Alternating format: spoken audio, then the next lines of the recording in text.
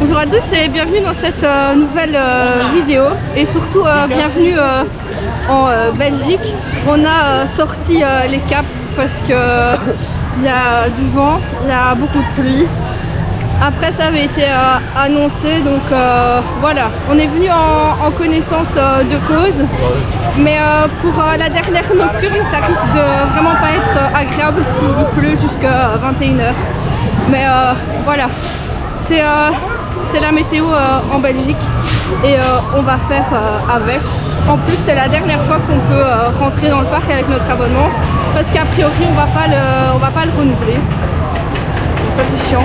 On va pas le renouveler a priori, sauf si on change d'avis. Donc on va quand même essayer de profiter un maximum de la journée et un maximum de ce que la nocturne peut nous apporter.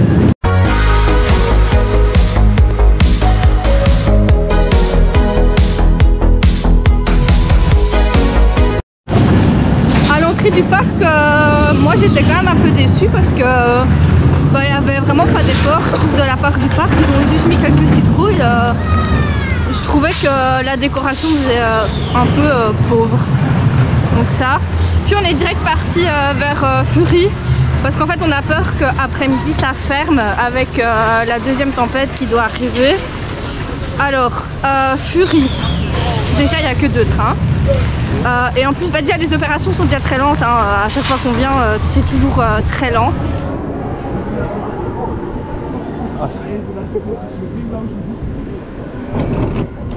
ça est cool.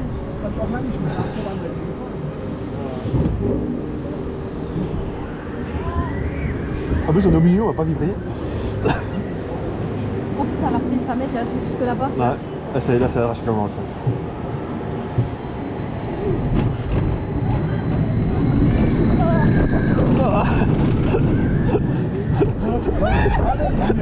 Tu vas nous voir.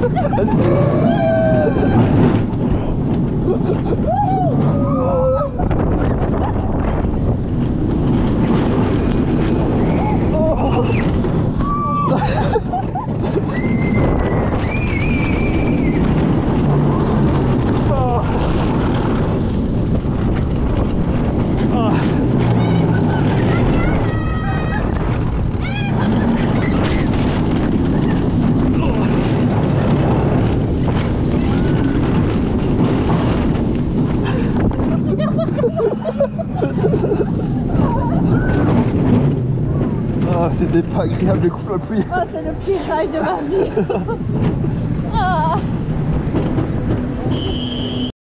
Là on va essayer d'aller enchaîner quelques attractions. De toute façon après-midi comme dans la plupart des parcs d'attractions il se passe pas grand chose. Et à mon avis le programme du soir risque fortement d'être réduit vu la météo. Donc on va quand même essayer de profiter un maximum des attractions avant que le programme Halloween ne commence. Voilà, la nuit est tombée sur le parc et donc on va faire le tour du parc pour filmer les zones. Donc nous on les a déjà vus après-midi, ici on va les découvrir de nuit, donc il est je crois quasi 18h. Et donc ici on est dans la zone Monkey, donc représentée par les singes.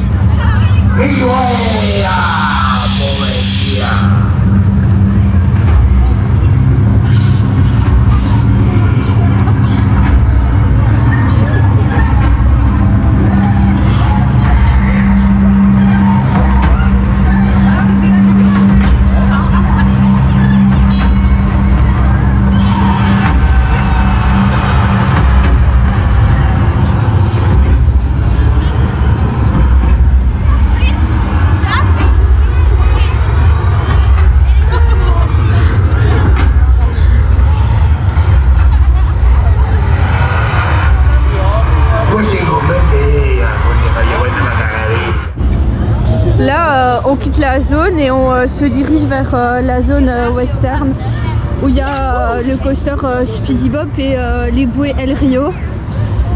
Mon avis sur la zone Monkey, ça manque d'acteurs, ils sont 3 ou 4. Et là le problème c'est qu'en fait ils sont tous déguisés en noir, donc on les reconnaît pas en fait quand il fait sombre et avec le public. je cherchais un peu à... Enfin, j'ai cherché où ils étaient. Et je trouve qu'ils sont pas du tout en fait reconnaissables et ça c'est quand même assez dommage. Et surtout en fait la zone fait pas peur du tout. J'ai l'impression qu'ils en ont déjà marre de travailler, donc voilà. Sur cette zone, en tout cas pas terrible. Là on rentre dans la deuxième zone, circus.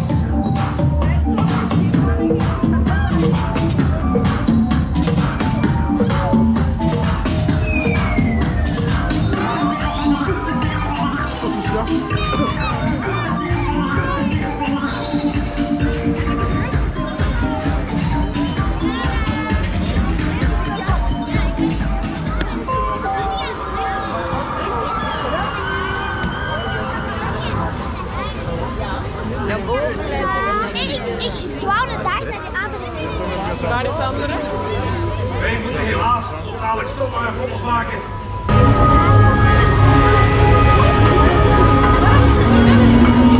Hey, little girl!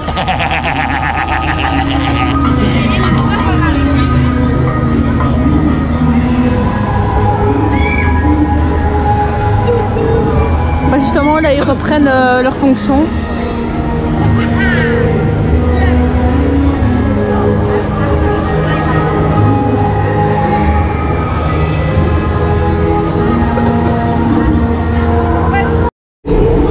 Pour moi cette zone 6 c'est la plus belle zone du parc, elle est pas mal illuminée et les figurants ils sont bien déguisés. Après c'est pas ouf, mais en tout cas dans ce qu'ils proposent je trouve que c'est la mieux thématisée. Malgré que là ça reste quand même assez soft au niveau de l'interaction avec les visiteurs. Troisième zone du parc. Enfin si on peut parler d'une zone parce qu'ils ont juste décoré un pan de mur.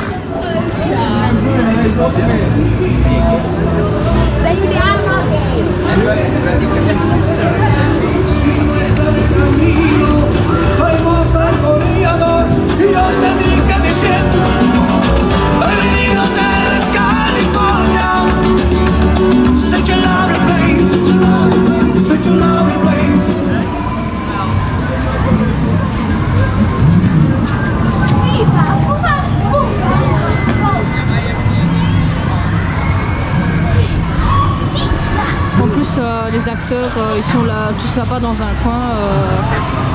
Bref, autant vous dire que c'est vide de chez vide.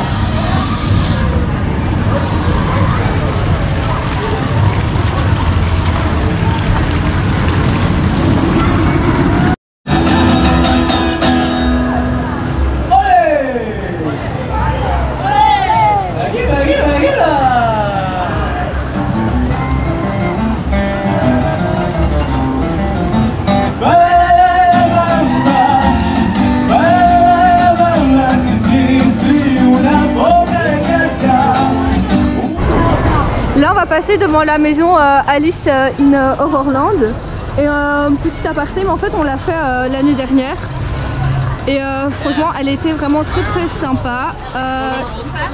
Au niveau décor c'était vraiment très qualitatif et même moi franchement il y a plusieurs fois où j'ai sursauté et les acteurs à l'intérieur ils étaient vraiment dans l'interaction. Enfin j'ai vraiment un chouette souvenir de cette maison hantée et d'ailleurs on avait hésité à la refaire mais finalement on en a conclu que comme on l'avait déjà fait une fois on allait en découvrir d'autres.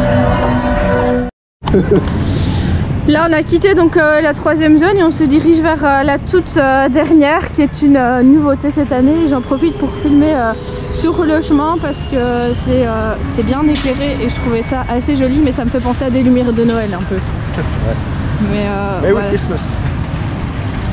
Donc là à gauche le lac, on voit la grande roue, en face en vert et jaune Agabé, juste derrière on voit Fury.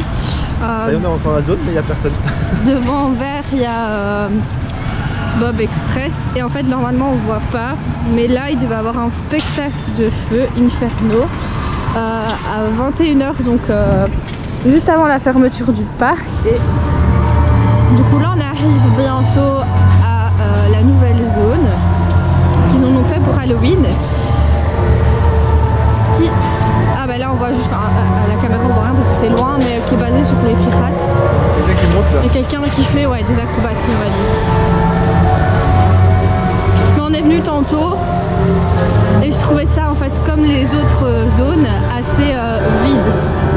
que 3 acteurs et voilà.